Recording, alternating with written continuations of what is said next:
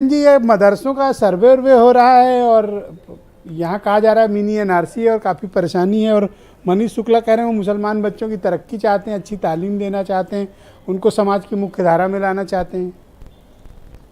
देखिए, ये सीए के बाद एक दूसरा ऐसा मामला है जो बताता है कि ये सर्वे जो है ये चुनावी है, 2024 की तैयारी को लेकर है और ये वोटों के ध्रुवीकरण का कारण बन सकता है। लेकिन ब्रजेश जी, लड़ाई चाहे जितनी हो, हिंदू और मुस्लिम की वोट सपा और भाजपा को ही मिलेगा इसका फायदा। महत्वपूर्ण बात ये दिखती है कि जितना हिंदू और मुस्लिम लड़ाएंगे राजनीतिक लोग, उतने ज़्यादा वोटों का ध्रुवीकरण दो दलों के पीछे होता है। ऐसे में बाकी दल परेशान हैं इस लड़ाई से कि ये सपा और भाजपा आपस में मिलकर भी कुछ तमाम ऐसे कहानियां करती हैं, कई बार आरोप लगते हैं। तो ये भी एक संभावना बनती है राजनीति में कि तुम हमारी मदद करो, हम तुम्हारी। लेकिन जब तक इस देश में आधुनिक शिक्षा का प्रादुर्भाव नहीं हुआ था, तब तालीम देने का, शिक्षा देने का जरिया दीनी और धार्मिक तालीम ही थी। उसमें गुरुकुल थे, एक और मदरसे थे। जब आधुनिक शिक्षा आई तो इंजीनियर, डॉक्टर, इंटर कॉलेज, अंग्रेजी कॉन्वेंट और ईसाई धर्म के तमाम सारे स्कूलों का प्रादुर्भाव रहा। बात यह है कि गुरुकुल समाप्त हो गए, मदरसे कायम हैं। मदरसों को, शिक्षा को, धार्मिक शिक्षा को कट्टरता से जोड़ दिया गया, उसको उस नज़रिए से देखा गया। ये एक कारण बनता गया दोनों समाज के बीच दूरियों का। आतंकवाद को भी मदरसों से जोड़ा गया और कई बार मदरसों से आतंकवादी घटनाएं और असलहे बरामद भी हुए। लेकिन कहते हैं कि सब हर जगह पर कोई 100% गलत नहीं हो सकता, कुछ जगहों पर गलत लोग आ जाते हैं। मदरसों से भी बहुत बड़े बड़े नाम इस देश में निकले हैं। मदरसों से बच्चे कंपटीशन की तैयारी में भी आते हैं, बड़े बड़े नाम करते हैं। लेकिन जरूरी है कि शिक्षा का स्तर सुधारा जाए।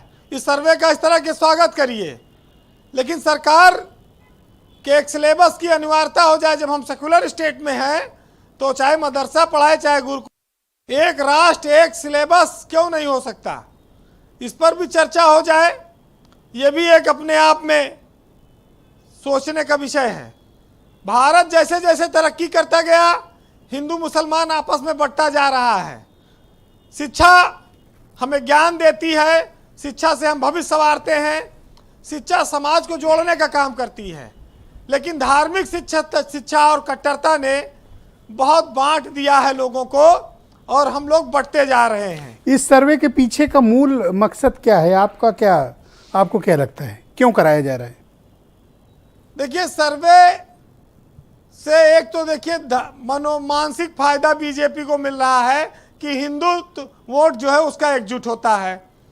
दूसरा, मदरसों में इनरोलमेंट की एक समस्या रहती थी कि उनके छात्रों का कोई रिकॉर्ड नहीं रहता था।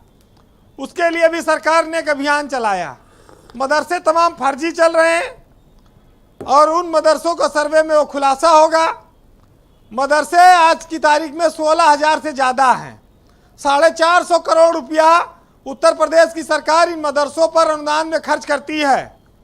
पहले ये 700 कुछ थे, फिर समाजवादी पार्टी की सरकार में 1,000 के ऊपर चले गए। आज की तारीख में 16,000 से ज़्यादा मदरसे हैं।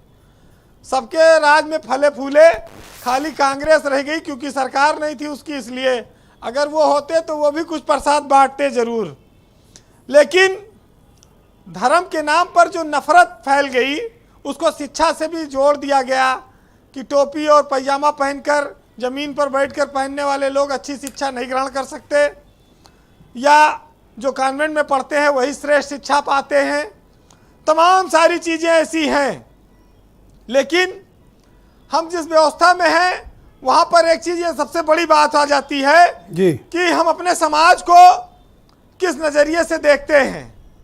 भारत में मुस्लिम आबादी जो पॉपुलेशन है वो 19-20% के करीब है और उच्च शिक्षा में कुल 7% मुसलमान पाए जाते हैं और इसमें से सिर्फ 2% मेडिकल में है और 3% से कम सिविल सर्विस में है। तो आप बताइए कि ये कम्युनिटी वैसे भी बहुत पिछड़ी हुई है। अगर धार्मिक शिक्षा से अगर ये बाहर आ जाएं और इनका थोड़ा सामाजिक उत्थान हो तो इनका परसेंटेज और बढ़ सकता है। अब बात आती है जी कि हम जो लोग उच्च पदों पर मुस्लिम समाज के बैठे हैं, एक मामला आया था कि कानपुर के कमिश्नर इफ्तिखारुद्दीन के घर में मजलिस लगती थी, उसको लेकर बहुत हल्ला मचा, बीजेपी ने जांच कमेटी बैठाई और बड़ा बवाल हुआ, बड़ा लाभ भी मिला चुनाव में उसका, वोटों का। इस तरह के भी कुछ ऐसी चीज़ें आ जाती हैं जिससे ध्रुवीकरण हो जाता है। लेकिन महत्वपूर्ण बात यह है कि जिंदगी धर्म पर नहीं रोटी पर निर्भर करती है, लेकिन कुछ लोगों की रोटी धर्म पर निर्भर है, ये भी सच्चाई है। और यही वजह है कि वो ऐसे ऐसे चीज़ों को उठाते रहते हैं, उछालते रहते हैं। ब्रजेश जी, एक साहित्यकार ने लिखा है, मदरसों से इस देश में 3 राष्ट्रपति निकले हैं, जिसमें जाकिर हुसैन, फखरुद्दीन अली अहमद और अब्दुल कलाम आज़ाद। मदरसों में बहुत बड़े बड़े लोगों ने IAS भी बने हैं, वहाँ से पढ़ के बहुत जगहों पर आज भी मदरसे तमाम डॉक्टर इंजीनियर पैदा कर रहे हैं। उनका स्वागत होना चाहिए। जो मदरसे आतंकवाद फैला रहे हैं, फर्जी काम कर रहे हैं, उन पर कार्रवाई होनी चाहिए। एक साहित्यकार ने लिखा है, सुनिएगा जी, कि मिला हमेशा चाहत का पैगाम मदरसों से और मत जोड़ो आतंकवाद का नाम मदरसों से। पड़ी जरूरत देश को जब जब किया कमाल इन्होंने, और देश को एक से एक बढ़कर दिया है लाल इन्होंने। निकले जाकिर फखरुद्दीन कलाम मदरसों से, मत जोड़ो आतंकवाद का नाम मदरसों से। बहुत शुक्रिया आपका वीरेंद्र जी, बहुत बहुत धन्यवाद। अजीज खान जुड़ चुके हैं।